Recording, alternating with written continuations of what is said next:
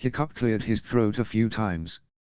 Well, have you decided to finish what you started 2 days ago? Hiccup finally asked, unable to bear the silence anymore. I doubt I will be able to protect myself in such a state. But I must warn you that Toothless is extremely protective of me, he added. Last time someone wanted to kill me, and I wasn't capable of fighting back, he had blown that man to pieces. Hiccup Stoic whispered. He had an indescribable expression on his face. It was a mixture of disbelief, shock, sadness, happiness, and guilt. He took a hesitant step forward. Son, he added after a few seconds. Hiccup chuckled dryly, and Toothless growled louder after noticing Stoic approaching. Oh, it's son now, he asked, continuing to grip his abdomen. He hissed quietly. Not son of a bitch. Hiccup added, looking hatefully at his father. He wanted to kill me. He was ready to do it, he said in his mind, justifying himself. He glanced at Toothless when he heard his growl becoming louder. Not a step further, he warned Stoic. Toothless doesn't trust you enough to allow you to come so close to me. And truth be told, neither do I. Even though Stoic has spent over 2 weeks on Driki, seeing and hearing Toothless many times, it was only then that he realized what creature was accompanying the young chief everywhere he went. And even though it's been 10 years since the last time he had heard the Night Furies call on Burke, no amount of time could have made him forget that sound. His eyes widened, both in shock and fear, as he gazed at the black silhouette of the most feared dragon ever known to Vikings, one that no one has ever seen. No one, except for his son. Is this really he asked, unable to finish the question. Night Fury. Hiccup offered. Your perceptivity doesn't cease to amaze me, Stoic. I've told you, 10 years ago, that I have shot him down. I've told everyone, but, as usual, no one listened to me. Not even my own father, he said, his eyes were casting daggers at the only person in the Great Hall. But, how? Stoic managed to ask, though Hiccup's comment made it difficult for him to speak properly. If he thought that Riddery's words were impossible to bear, then he was wrong. Hiccup's were more painful. The young man huffed at his question, shaking his head slightly. Why should I tell you? He replied with a question of his own. It's not like you've ever listened to what I had to say. I don't see a point in telling you something you wouldn't even believe in. Hiccup. He trailed off, unsure of what he wanted to say. He risked taking another step forward, causing Toothless to start growling again.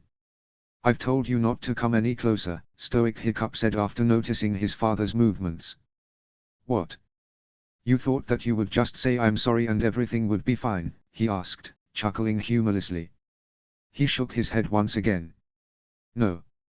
Make no mistake, Stoic, the fact that we are working together right now does not mean we're friends, he said through gritted teeth. We might be allies right now, but that's only a temporary ceasefire.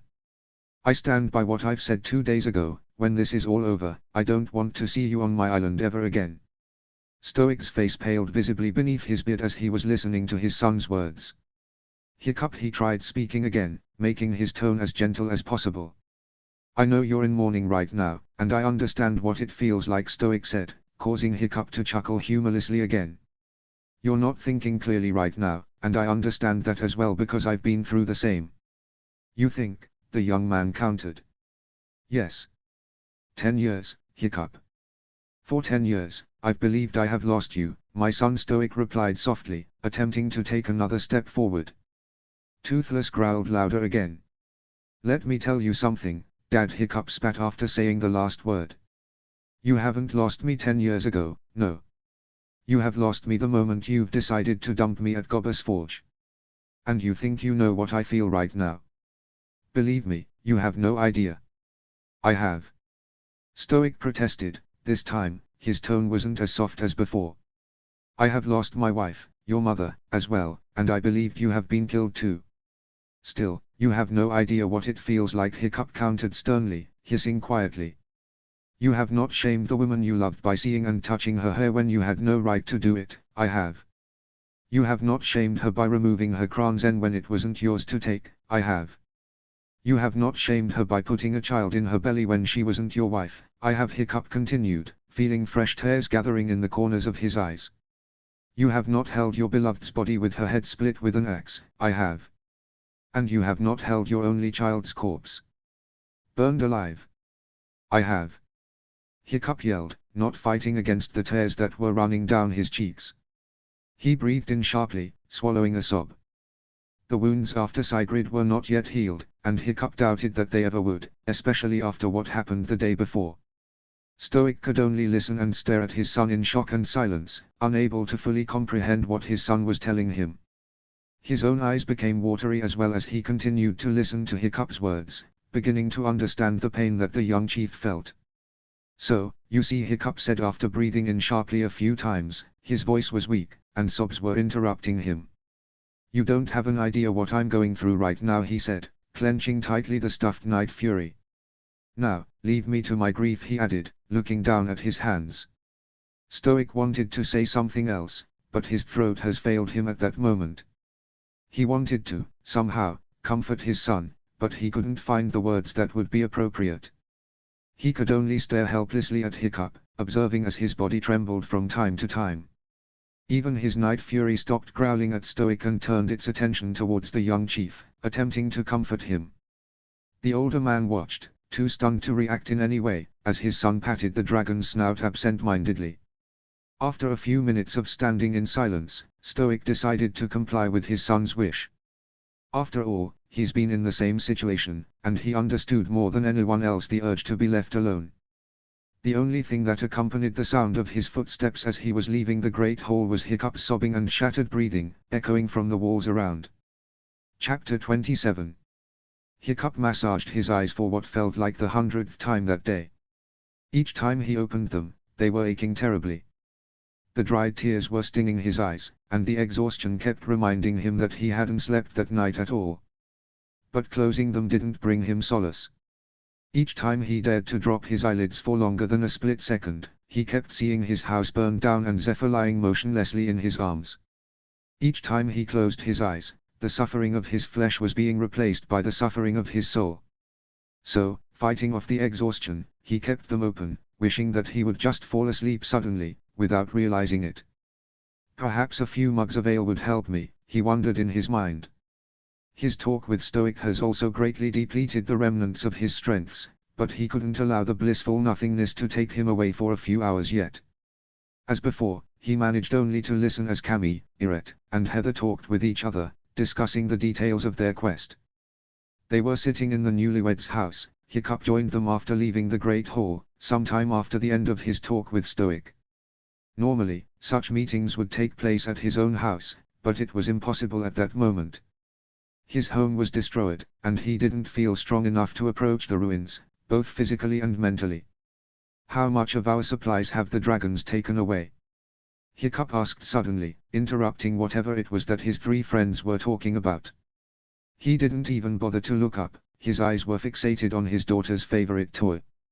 Irette cleared his throat before replying. Not that much, he said after thinking for a few seconds. We have managed to hide or protect most of our sheep. They have also stolen a few nets with fishes, but nothing that we won't recover from. To sum it up, we will have to tighten our belts, but I don't think that starvation is a serious threat to us. That is if no more raids happen. That reminds me, why do you want to take some of our supplies to Berk? Heather asked the question that everyone else had in mind. They've rejected your offer of trade. We don't have to help them. It's not a matter of helping them, but helping ourselves, Hiccup replied calmly. He hissed quietly, feeling the pain in his abdomen. Care to explain?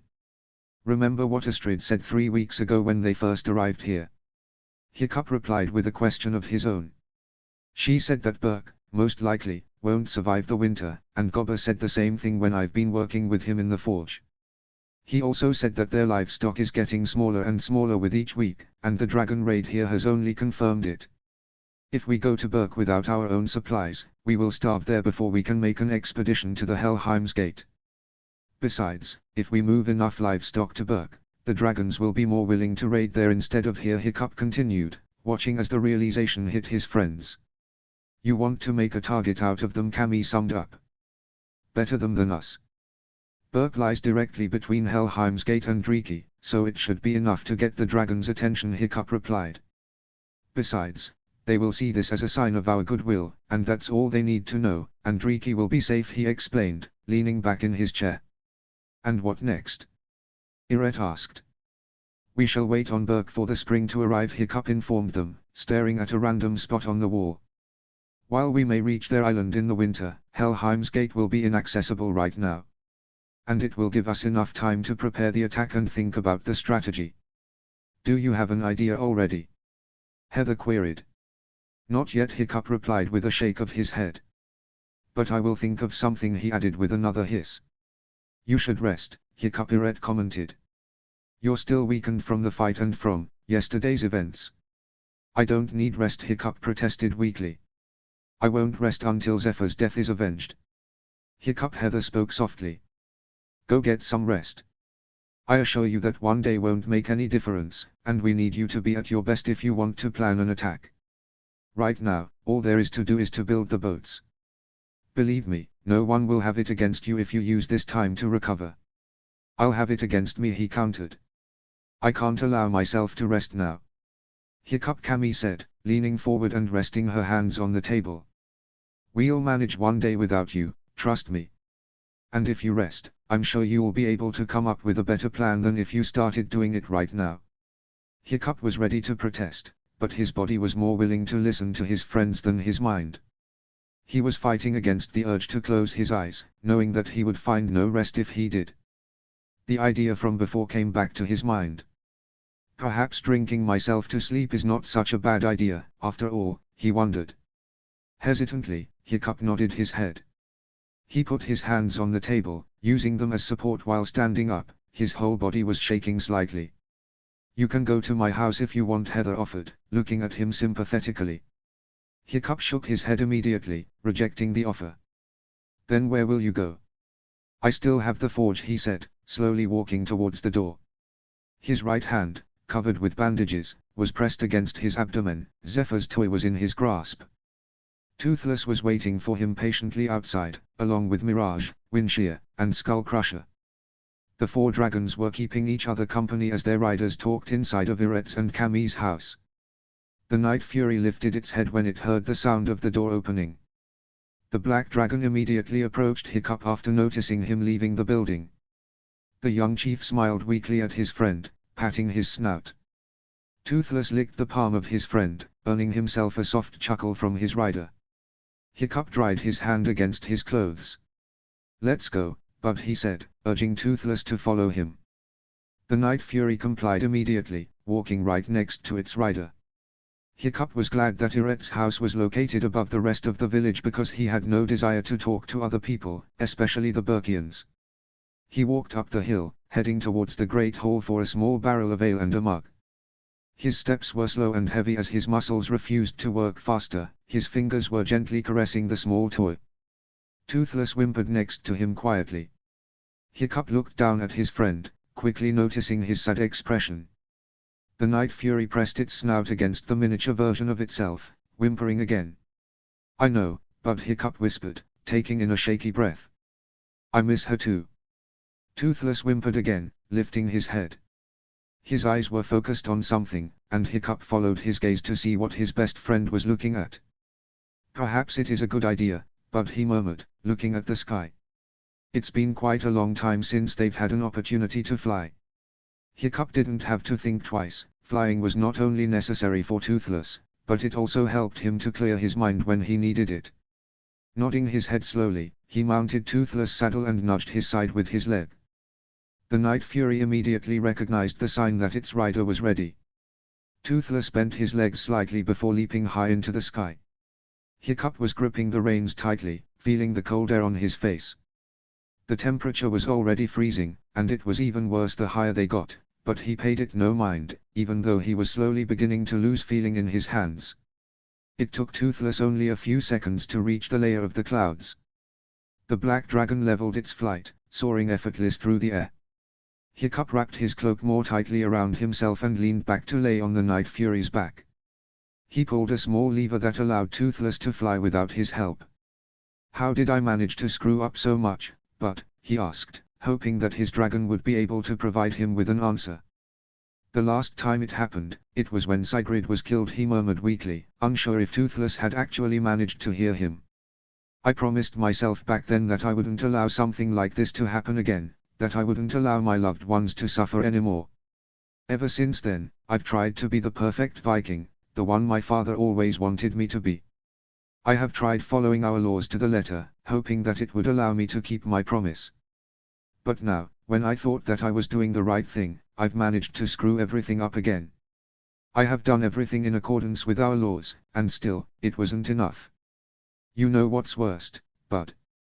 Hiccup asked, turning his head slightly to glance at Toothless. The Night Fury let out a small growling sound as if it wanted to ask what.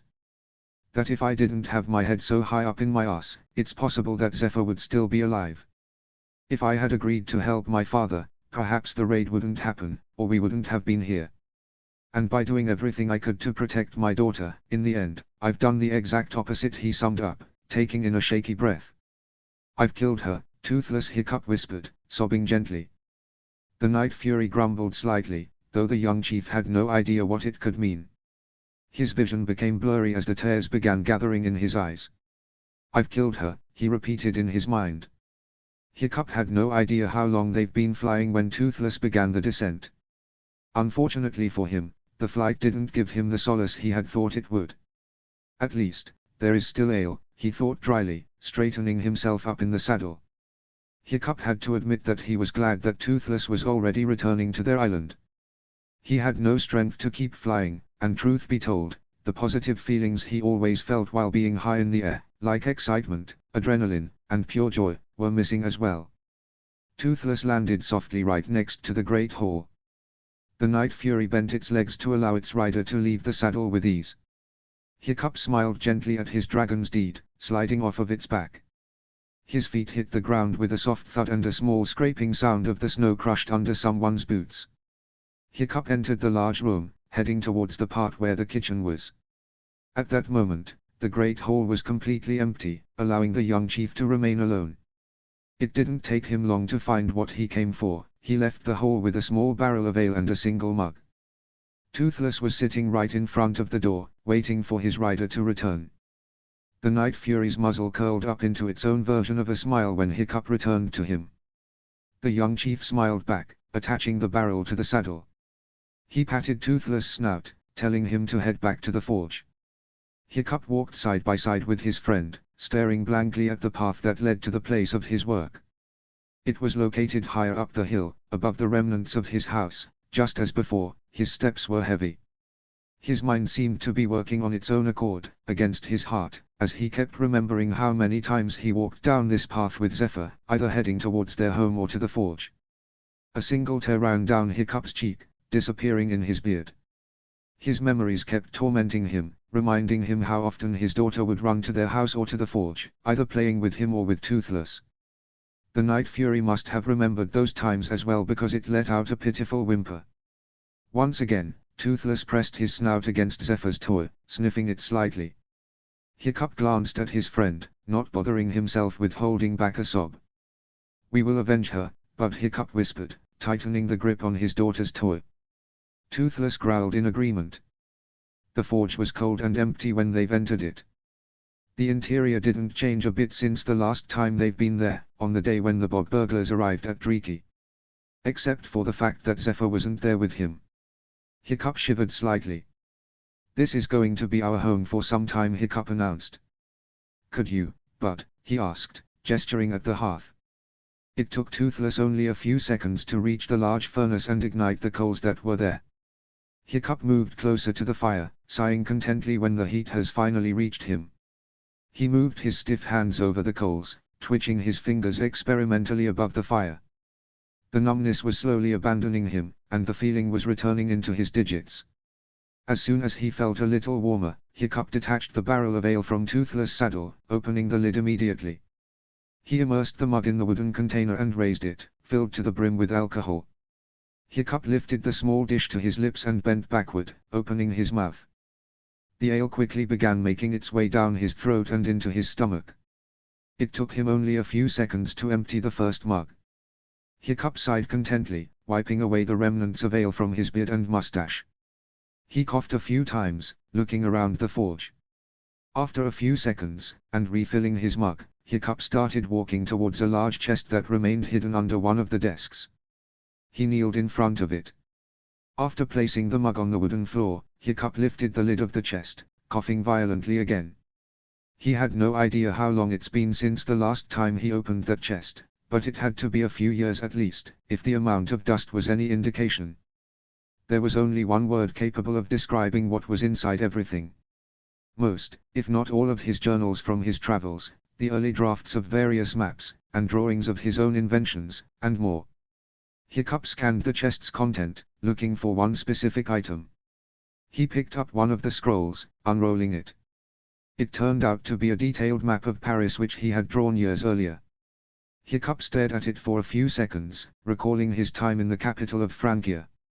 He smiled weakly before placing the parchment back in the chest. It took him quite some time, but, finally, Hiccup has managed to locate what he's been looking for. It was a map that he hoped he would never be forced to take out from his chest. He took in a few shaky breaths before standing up from the ground, holding the rolled-up parchment in one hand and the mug of ale in his second one. With hesitant steps, he approached one of the desks. He blew at the scroll, observing as a large layer of dust rose into the air. The tiny motes rested on shelves or traveled further into the depths of the forge, carried by warm air, coming from the hearth. Some of them penetrated Hiccup's nose and mouth, causing him to cough again. After clearing his throat a few times, the young chief finally placed the large scroll on the table, unrolling it with shaky hands. He quickly grabbed a few metal objects and placed them on the corners of the parchment to prevent them from rolling back. Hiccup took a sip from his mug, scanning the detailed map that he had created some time after returning to the archipelago. He placed Zephyr's toy on the table, right beside the parchment, and removed his pipe from his belt. He quickly found a small sack with dried leaves that was always hanging above his hip. He removed a handful of plants and poured them into his pipe. Then, Hiccup walked closer to the hearth, picking up a pair of tongs. Using the metal tool, the young chief grabbed one of the coals and brought it to the opening in his pipe where the dried leaves were poking out from. He touched them with the burning stone and started inhaling immediately, causing the plants to fire up quicker. Satisfied with what he had achieved, he tossed the coal back into the hearth and placed the tongs at the edge of it. He returned to the desk, beginning to fill the forge with a thick layer of slate blue clouds. Hiccup bent forward, leaning against the desk. His eyes were focused on the map in front of him as his hands kept lifting alternately mug and pipe to his lips. The drawing on the parchment represented a single island, located far to the north. Every single sea stack was included there, creating a labyrinth of smaller or bigger dots. The island itself was of average size, though the huge mountain in the center of it, and rather small beaches, created an impression that it was smaller than in reality. Hiccup breathed in heavily as he kept studying the map of Helheim's Gate. He didn't know what he had hoped to find in that piece of parchment, but it was still better than nothing. It will give me something to focus on before I drink myself to unconsciousness, Hiccup said to himself, chuckling dryly at the thought. He raised the mug to his lips and emptied it, quickly refilling it with more ale. Chapter 28. The sun has barely risen above the horizon in the east when Astrid was making her way through the village. Some of the inhabitants were already leaving their homes, ready to return to their everyday chores. Even though she kept her head low, she was well aware of the hateful stares that the Drekians cast at her. At least these are just stares, she comforted herself as she limped up the hill. And I'm not the only target, she added. Her fellow Burkians also received many similar stares. No one considered them their friends, and the alliance between the two tribes was just a temporary ceasefire, that was obvious. She wondered for a few moments if it wouldn't backfire at them. Being united by hatred is a fragile alliance at best, she commented in her mind. She raised her head to see how long she still had to go. The forge was further up the hill, almost at the same level as the entrance to the Great Hall. Astrid scowled slightly, the pain of her wounds was still great, and each step was exhausting. She wasn't quite sure why she was going there, though, because she most certainly didn't want to go there. However, some part of her urged her to take a step after step towards the forge. She sighed loudly when she has finally reached the small building. She sighed heavily, leaning against the wooden wall to catch a breath. There was no smoke coming from the forge, meaning that Hiccup didn't start working yet. After a few seconds, she braced herself and knocked at the door. The only response she received was a dull echo that resonated across the forge. Astrid waited for over a minute before knocking again. Once again, after waiting for a while, she didn't receive any response other than silence. Taking in a shaky breath, Astrid opened the wooden door. Immediately after entering the forge, the young shield maiden was assaulted by a variety of smells. Some of them were a mixture of scents she remembered quite well from the numerous times she visited Gobber when he was at work. The smell of burned coals, mixed with the scent of iron and hardened leather. Astrid never admitted that to anyone, but she found herself being drawn to that mixture of smells. There was something arousing in them that she couldn't quite explain. Perhaps it was her warrior nature or her liking for fighting that were affected by those aromas, she truly had no idea. But those weren't the only smells that attacked her upon entering the forge. There were other scents, much less pleasant. The first one that made its way into her nostrils was the one she first smelled when Hiccup called her to his home. She recognized it as the one that had its source at the young chief's small wooden item from which he was breathing in smoke. The scent wasn't that strong, though. It lingered in the corners of the forge, meaning that Hiccup did whatever it was that he did with those dried leaves the night before. It was mixed with the odor of alcohol, though it wasn't the same bittersweet scent of freshly poured ale, but the one that remained with the person until the morning if they had drunk a little too much the previous evening. The interior of the forge pretty much resembled the one Astrid has seen on Berk, though this one seemed to be a little bit bigger. It was difficult to say, however, because it was terribly cluttered. She was forced to take each step cautiously if she wanted to avoid hitting something. The floor was littered with all kinds of items like weapons, whole or in parts, blacksmith tools, and raw materials. Astrid looked around, noticing a large number of chests standing at the walls or beneath the tables. Many of them were opened, allowing the young shield maiden to peep inside, although there didn't seem to be anything that would attract her attention for longer than a split second. A sudden growling sound caused her to yelp quietly and jump slightly. She cursed herself in her mind for getting scared so easily, though it helped her remember why she came to the forge in the first place. After taking a few more hesitant steps forward, Astrid encountered a sight she had never expected to witness. On a large slab, just next to the hearth, on his back, was lying Toothless, the unholy offspring of lightning and death itself, with his paws high in the air and his tongue dangling from his mouth. Astrid's eyes widened at that, and she was unsure if she was surprised or amused by the sight, though she guessed that it was a mixture of both. The most dangerous dragon ever known to Vikings was lying roughly a few meters away from her like an overgrown dog. She couldn't stop her lips from curling up a little when one of Toothless' hind paws moved a little as if the dragon was kicking something. "I wonder if dragons can have dreams," Astrid commented in her mind, still mesmerized by the Night Fury's behavior. Its tail was moving slowly, left and right on the ground. A sudden movement caught Astrid's attention and caused her to cast her gaze lower. Her eyebrows disappeared behind the loose strands of her hair when she saw that Toothless wasn't the only one sleeping on the stone slab. Hiccup was lying there as well, with his back pressed against the dragon's belly. One of the Night Fury's wings was partially wrapped around its rider as if it wanted to protect him from any potential threat. Astrid quickly noticed a mug in Hiccup's hand and a medium-sized parchment lying on the man's abdomen, though it seemed to be blank. There was also the miniature version of the Night Fury lying on the piece of paper. Right next to the young chief was standing a small barrel. The young shield maiden didn't have to look inside to know that it was the source of the odor of the alcohol that filled the forge. Like father, like son, Astrid commented in her mind. Stoic also drowned his sorrows in the alcohol, she added, turning around to see if her chief wasn't standing behind her. Ever since Hiccup disappeared 10 years earlier, Stoic would regularly drink himself to unconsciousness after returning to his empty home. However, it didn't cause him to neglect his duties as chief, so no one dared to say a word to him about that. Everyone pretended that they didn't know anything about Stoic's actions in the evenings, and in return, in public, he maintained the facade of a competent leader that he has been his entire life. For a split second, Astrid was afraid that thinking about it would cause her chief to know that everyone was aware of his little secret. Toothless growled quietly again, attracting Astrid's attention once again. The young shield maiden redirected her gaze from the small barrel and laid her eyes back on the black dragon.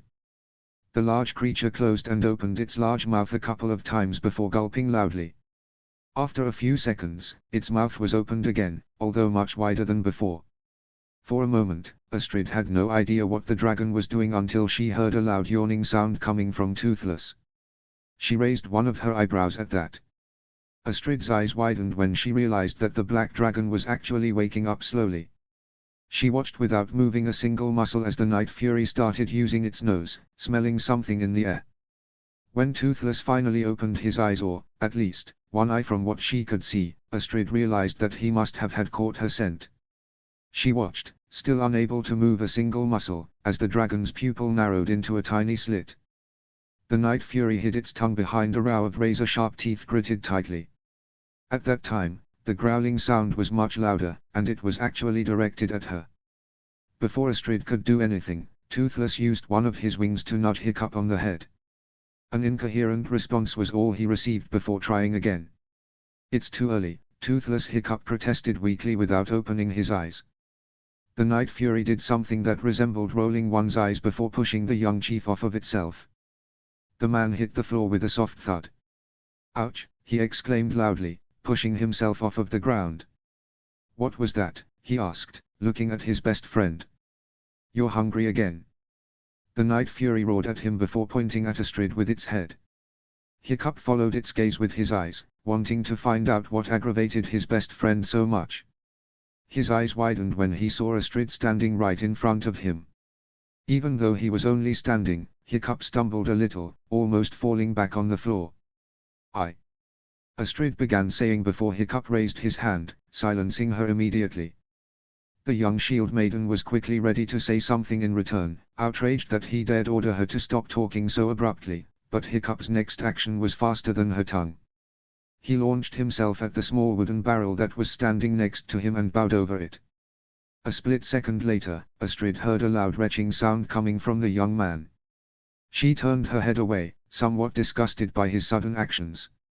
It wasn't like it was the first time she witnessed a person vomiting, but she would never get used to the sight.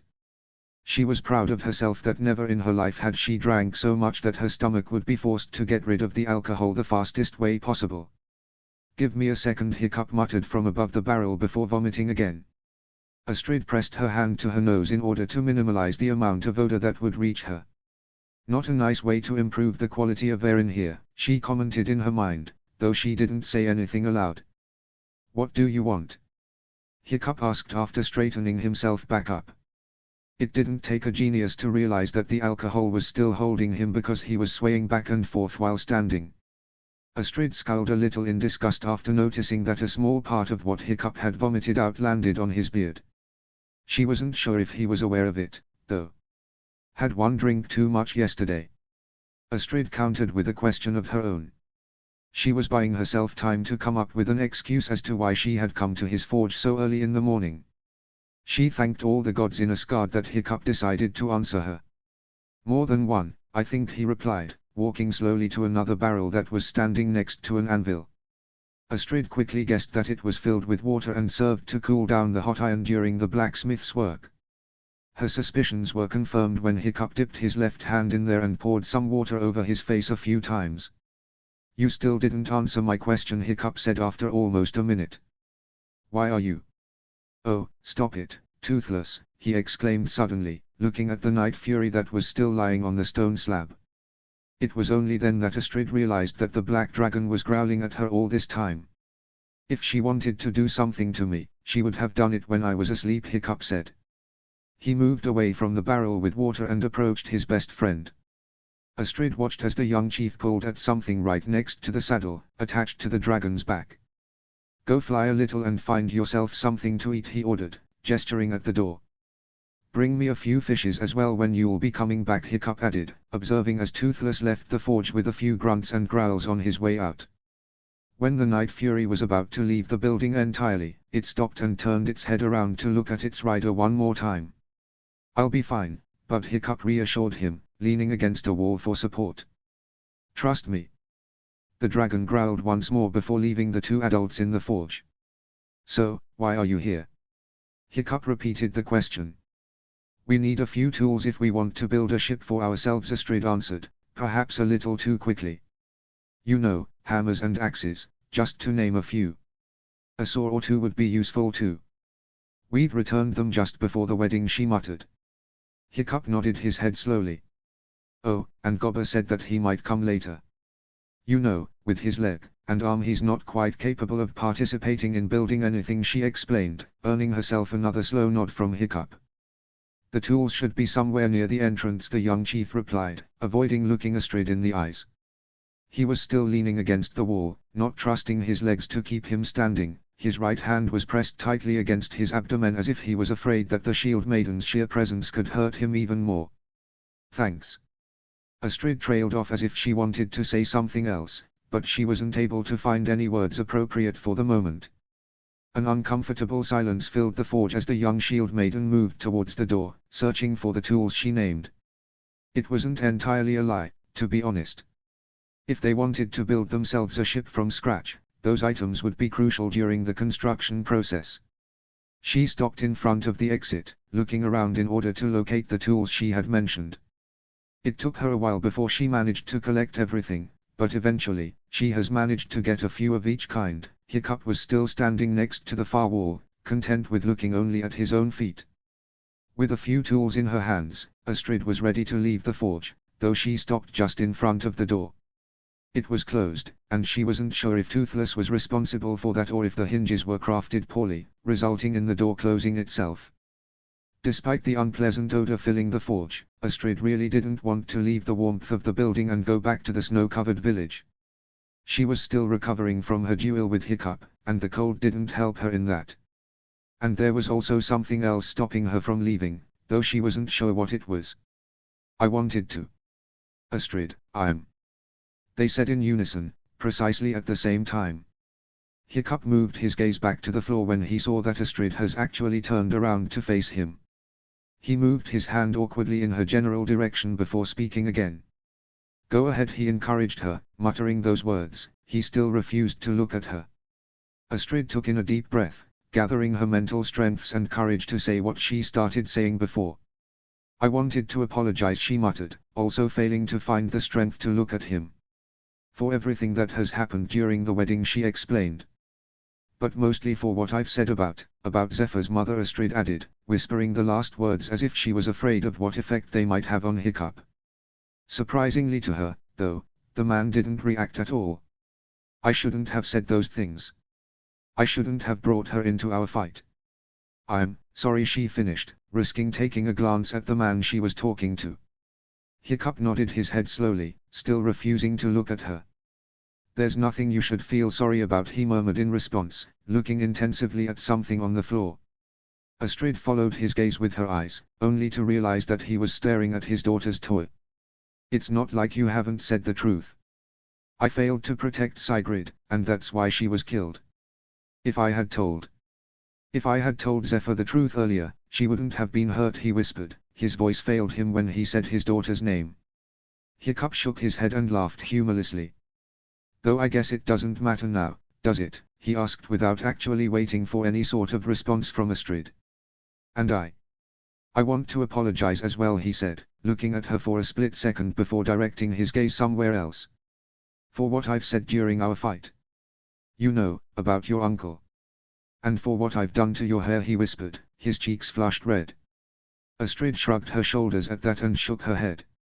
You have nothing to apologize for, she replied similarly. I mean, what you've said about Finn was true. That's the point, Astrid. I didn't say the truth, Hiccup countered immediately, his voice was shaking. The young man ran his hand nervously through his hair as he felt Astrid's intense gaze on himself. What do you mean? She asked warily, eyeing him suspiciously. What I've said about your uncle it's not what has actually happened all those years ago, he muttered as if he was ashamed of saying this out loud. While it's true that Finn was unable to move, it wasn't fear that paralyzed him. And how do you know that? She queried, looking him straight in the face as if she was trying to see what was going on in his mind. You weren't there. You're right, I wasn't, Hiccup admitted with a hesitant nod of his head. But I've encountered a flightmare a few years ago myself, he said, looking up at her for the first time that day for longer than a split second. Hiccup watched as Astrid's face paled as his words made their way into her mind. He gulped nervously. And I know that it wasn't fear that has paralyzed your uncle, because I have found myself frozen at that moment as well, he began explaining. At the same time, Hiccup started walking around the forge, seemingly searching for something in the various chests that littered the floor. Come on, it has to be somewhere, he muttered, though Astrid guessed that he said it himself rather than to her. Here it is, Hiccup exclaimed victoriously after a few more minutes. He was holding a small leather book in his hand. You see, I've encountered the Flightmare a few years ago, deep in the forests of this island. Obviously, I wanted to study it. After all, I've heard the story about your uncle, and I couldn't possibly miss such an opportunity to get to know a little more about such a rare species of dragon. Hiccup continued, speaking too quickly for Astrid to actually make sense of his words, although she did her best to at least try to keep up with what he was saying. You see, I've followed it. I wanted to examine it, and, possibly, tame it, though I've failed terribly at that, he said, searching for something in the book he was holding. And it's fair to say that if it wasn't for Toothless, I wouldn't have survived the encounter with the Flightmare, he finished, handing the book to her. It was opened approximately in the middle. Astrid took it from him hesitantly, unsure why Hiccup was giving it to her. She looked down at it, examining the pages, not knowing what she thought she might find there, but long lines of runes were certainly not what she expected. The text was written carefully with precision she had rarely seen, allowing her to read the words without much of a struggle. I'm sure you remember the mist that always accompanied the Flightmare whenever it came to Berk, right? He asked her. Astrid nodded her head. Of course, she remembered it. She remembered how her uncle vanished in that mist, never to return again. When the Flightmare was gone, Berk organized a search expedition to find Finn. The only thing they've found was Finn's corpse. Well, the same mist has appeared when I was tracking down the Flightmare. Before I've realized what was happening, it was too late. Everyone believes that your uncle has frozen in fear, but that's not the truth, Astrid. Hiccup continued on with his explanation. The young shield maiden was staring at him all the time he was talking, waiting for him to finally explain everything. In fact, anyone could have suffered the same fate. I've discovered that the mist that the Flightmare produces is capable of paralyzing all muscles, resulting in a person being unable to move at all, he said, looking at her. Astrid was staring at him with wide eyes, trying to process everything that he was saying. That's what has happened to me, 3 years ago. One moment, everything was fine, and before I knew it, I couldn't move a single muscle, I couldn't even blink, and I could barely breathe. I remember staring at the Flightmare as it approached me to kill me. I must admit that I was terrified back then, he added with a humorless chuckle. And if it wasn't for Toothless who scared the Flightmare away, it would have killed me back then, he finished, looking her straight in the eyes. So, that means that my uncle... Astrid trailed off, unable to finish the sentence. What he had told her sounded so absurd after all the years of listening about Finn's shame. She wanted to believe his words, of course, she did, but it wasn't that easy. After all, it's been 20 years since her uncle's death. 20 years of believing that he had brought shame upon their family, and listening to others on Berk whispering behind the Horfusons' backs. But if it's true, she dared to wonder. He has earned his name, Hiccup finished for her, his gaze dropped back to the floor. He truly was fearless. Astrid felt as if someone punched her hard on the chest. Air was knocked away from her lungs, and the tools she was holding suddenly became too heavy for her. She dropped everything that was in her hands, except for Hiccup's strange book, and sat down on one of the tables, close to the exit. Her eyes were unfocused as her mind was pacing back and forth, analyzing everything she had heard from the young chief. Hiccup's sudden clearing of his throat brought her back to reality. Anyway, you might want to keep that information to yourself, for now, at least, he said, rubbing the back of his head. It took Astrid a few seconds to understand his words. Why? She asked, unable to say anything else.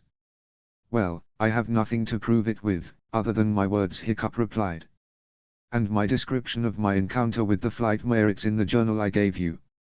However, seeing as this comes from me, I doubt that others on Berk would be willing to believe it, he added, receiving himself a slow nod from Astrid. And if you don't believe me, this has the detailed description of everything that has happened that night 3 years ago. There's no other proof that I can give you. Why, she managed to say, though her voice was cracking. Astrid cleared her throat a few times. Because there is no way I can get any other proof, and... No, Astrid silenced him. I mean, why have you told me this? She explained her question. Hiccup shrugged his shoulders. And why did you back me up yesterday? He countered with a question of his own. His arms were crossed on his chest, and his leg was twitching nervously as he once again refused to look at her. Just as Hiccup did a few seconds earlier, Astrid shrugged her shoulders. I've meant what I've said when you've summoned me to your house, she replied, as if that was a good enough answer. Despite what's not loud or even others may think, we need your help, Hiccup. We won't be able to destroy the nest without you, she admitted. The young chief nodded his head slowly, processing that information. Well then, since we are to work together, it wouldn't do us much good if we hated each other to the point where you might want to kill me, he said, chuckling dryly at his own joke. Astrid felt her own lips moving upwards after hearing his words. I didn't want to give you the reason to hate me. What I've done during the wedding, you must understand that it wasn't easy for me. You know, with Stoic wanting to kill me, and so on. That's why I've reacted like that, he whispered shamefully.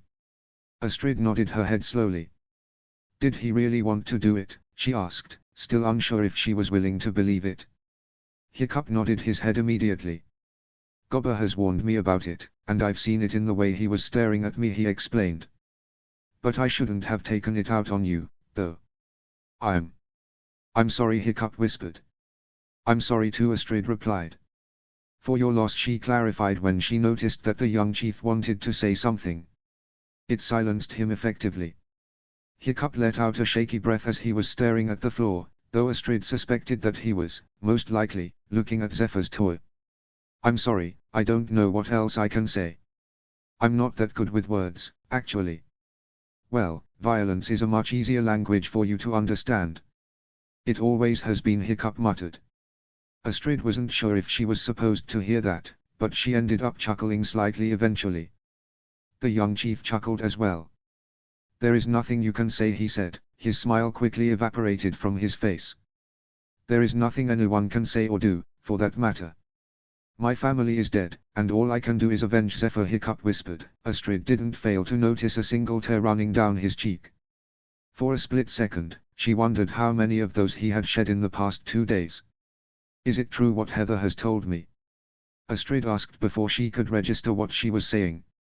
Her eyes widened when she realized what she had just said. She told me that you're not a widower, that you've never been married, she whispered when she saw Hiccup staring at her, silently urging her to explain. His head dropped after she said those words. Yeah, he admitted shamefully. Sigrid has never been my wife. Who was she? Astrid found herself asking. Hiccup snorted quietly, and a small smile appeared on his face. She was a shield maiden, just like you, Hiccup said. His gaze shifted away from the floor, and he was staring at the window. When I've returned to the archipelago, I've found this island. It was uninhabited, save for a few wild dragons. One day, Sigrid came to our shores. From what I've understood, she was seeking adventure and wanted to earn her name as a shield maiden. Obviously, we fought, he recalled with a small chuckle. She reacted in the same way as you have when she saw Toothless. She panicked and attacked. I've won that fight, but it took me a while to convince her not to try to kill Toothless. Actually, you were easier to convince than she was. Haven't you tried throwing her at a tree? Astrid joked, hoping that she wouldn't hit a nerve with her words. She let out a relieved sigh when she saw Hiccup chuckling. No, he replied, shaking his head. She stayed with me on this island when I finally managed to convince her to give dragons a shot. Then, one thing led to another, and before I knew it, she was carrying my child, Hiccup recalled. Once again, his smile vanished from his face. Irette, Heather, and Camille have joined us at some point, and that was the beginning of what this island is today. How did she die? Astrid whispered, once again hoping that she wouldn't hit a nerve with her question. I've already told you, Dager has killed her, Hiccup replied with a somber expression. She returned to her home village, barely a 3-hour flight away from here.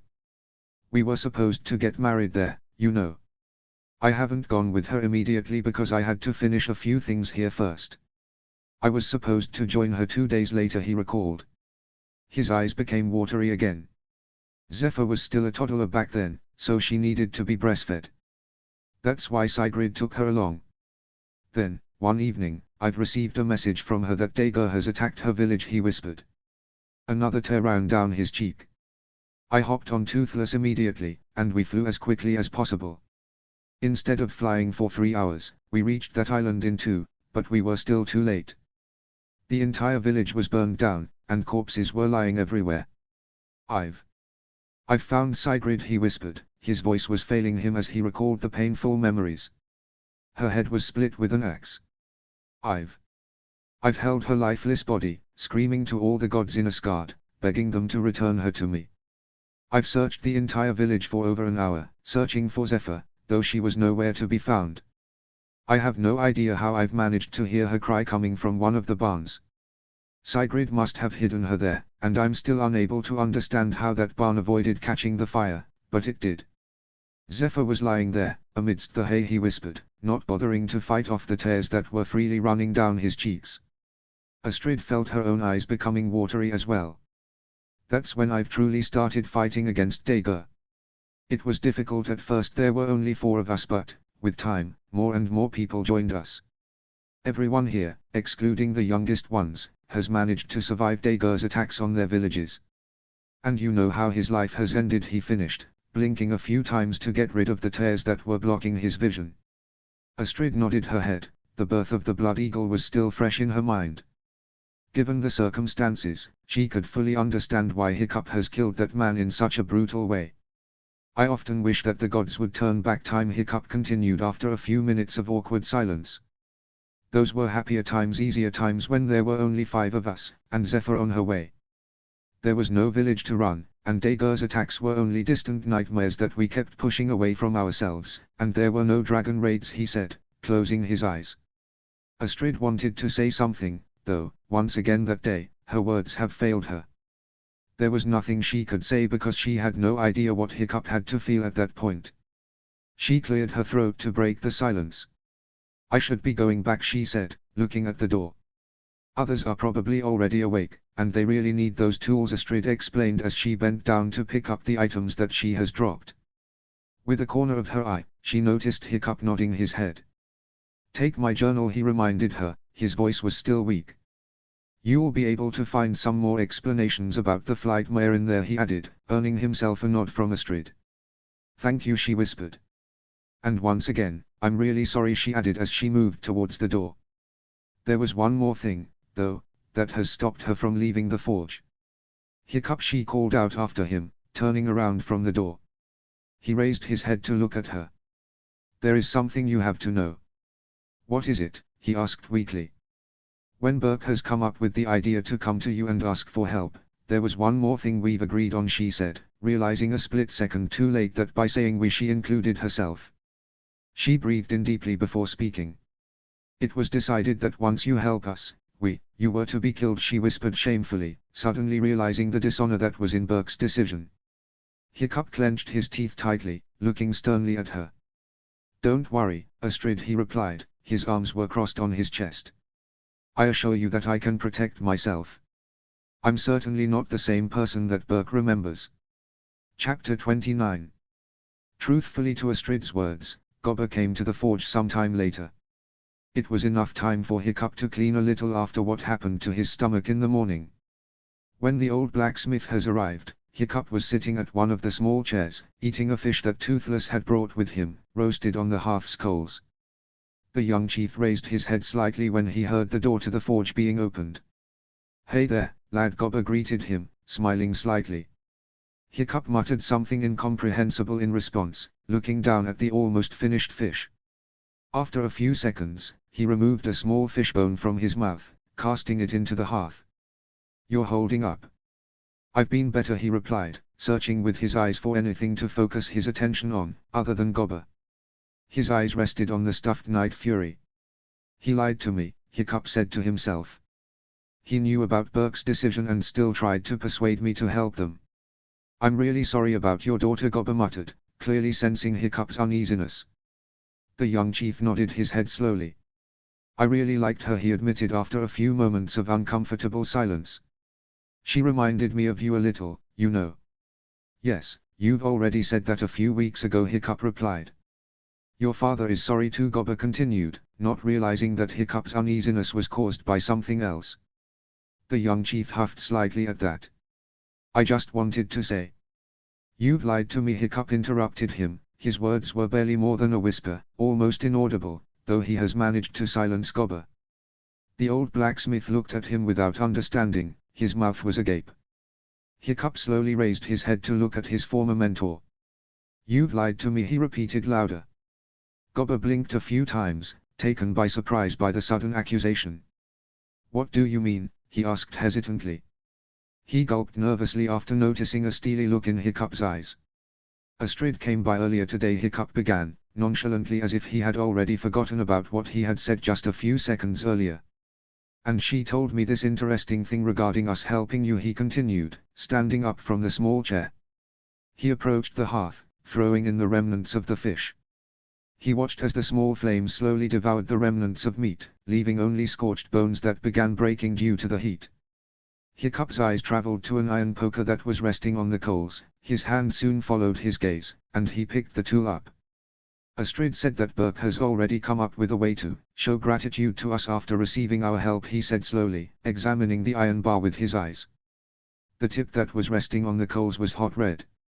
You had never told me that when you were trying to convince me to help you, Hiccup muttered, finally turning around.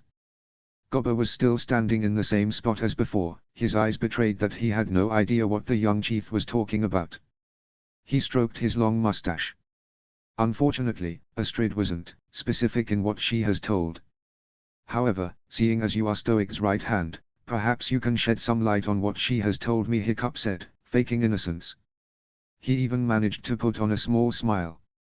What is it that Burke has planned to do after receiving our help? He asked through gritted teeth. Hiccup, what are you talking about? Gobber asked, swallowing saliva nervously. Don't lie to me, Gobber, Hiccup replied, casting daggers at his former mentor with his eyes. I know that you were planning to kill us once all of this was done, he continued, noticing Gobber's face going pale. So I ask you, how exactly did you plan to do that? He queried, gripping tightly the iron bar. The old blacksmith's gaze traveled to the tool that his former apprentice was holding. Once again, he gulped nervously. That was just an idea someone has come up with, Gobber muttered, not failing to notice that the tip of the iron bar was hot red, and pointed somewhat at him. We've never elaborated on that one, he said, raising his hands in a silent plea. Hiccup huffed at that. And you didn't think that it would be appropriate to inform me about it when you were trying to convince me to help you? He asked in disbelief, shaking his head. One of his eyes was still bloodshot after his fight with Astrid and only helped to escalate the hatred in his gaze. You didn't think that I should know that? I've been telling you everything as soon as I was finding out, Gobber defended himself. I've informed you about your father's plans both before and during the wedding. That must count for something. Yeah, that's true, you've told me about that, Hiccup agreed, nodding his head a couple of times. However, there's still a possibility that you were doing this only to keep me alive long enough to help you and then go along with your original idea, he added quickly, smiling humorlessly. Gobber blinked a few times. Do you really believe in what you've just said? He countered accusingly. Do you really think I would do something like that? I've been treating you like my own son all those years back on Burke. Do you really believe I would be able to betray you like that? Gobber repeated in disbelief. I don't know anymore what I believe in, Hiccup replied calmly. Each day you spend here proves that I have never known either of you, so I honestly don't know what to expect from you or other Burkians. Now, get out of here, he ordered. Hiccup. Get out of my sight, he yelled, tightening his grip on the iron bar. His knuckles turned white. Gobber gulped nervously again before turning around and leaving the forge. The door closed behind him with a soft thud. Hiccup threw the iron bar back into the hearth. Come on, Bud, he called out to Toothless, also heading towards the exit of the small building. The Night Fury stood up from his spot without complaining, following its rider outside.